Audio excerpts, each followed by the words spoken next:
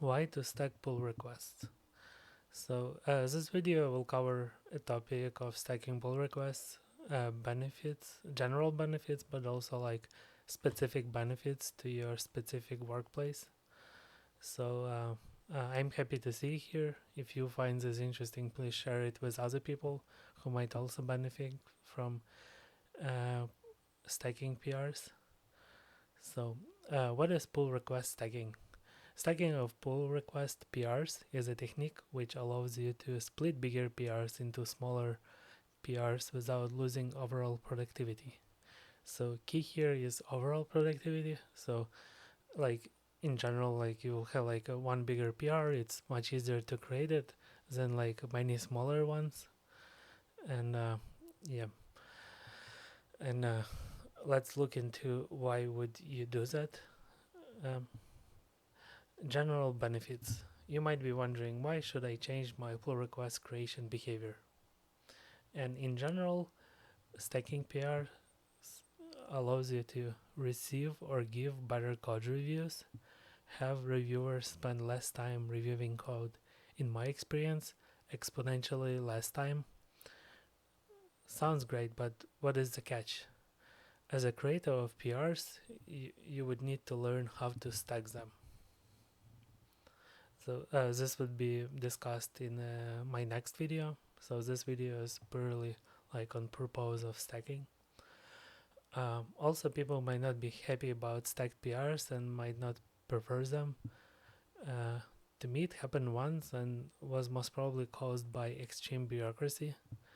And yeah, it could be like just one person, like in another team. Usually, you should be more or less successful in like at least stacking your PRs in your team, but you can also like convince other people to do the same.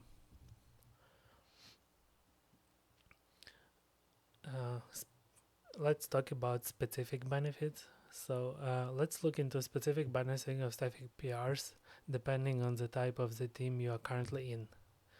So first kind of team is big PRs and stamp reviews. By stamp reviews, I mean like no one really looks into PRs. They just say, "Oh, it's a PR. It see, I have passed. I just trust you. Like accept, and that's all." So situation is in this team is like no one is really reviewing PRs. They're only getting accepted. With stacked PRs, people might still continue to just accept them without reviewing them. So you would need to also advocate for better reviews. Try setting an example. So, um, so yeah. So in this situation with big PRs and stamp reviews, it's kind of like the most complex one because people just used to create like big PRs and they don't really review them. So you would need to like stack your PRs and then you need to ask people to review them better. And yeah, benefits in this case would be like people might just get better in reviews, at least reviewing your PRs because they would be easier to understand. Next kind is big PRs, long in-depth reviews. So in this case, you'll have a brave person or people on the team that want to spend some time on making in-depth reviews. So this is a great team. It usually means like, oh, there is something. You either have like an experienced person who understands value of a good code review, or they might have been like some bad cases in the team in the past, so they like understand they need to like be more careful about stuff. So from your point of view, so you can just provide a gift to the people who provide a good code review by starting to stack your PRs, and uh, as a result, you will just have less code in each of your PRs, and people who review them should be thankful to you about it. They could be thankful, as they will spend less time looking into at your PRs. So you will basically like just gives them free time they wouldn't otherwise have. So next situation is you have small PRs and stamp reviews. So everyone is already used to small PRs. You might as well stack them to improve your productivity. Uh, yeah, productivity in sense of like quality of your code. So you wouldn't need to come back to your code in the future when you have some bugs or like you wish you changed something. So when people uh, review your code, theoretically it becomes better. So this is like the way how we try to word like improve your productivity by not waiting for one small PR to land before starting to do work on next one. So I just made an assumption. So maybe you just create small PRs, but you like wait for your PR to be accepted, then you start working on the next PR. Yeah.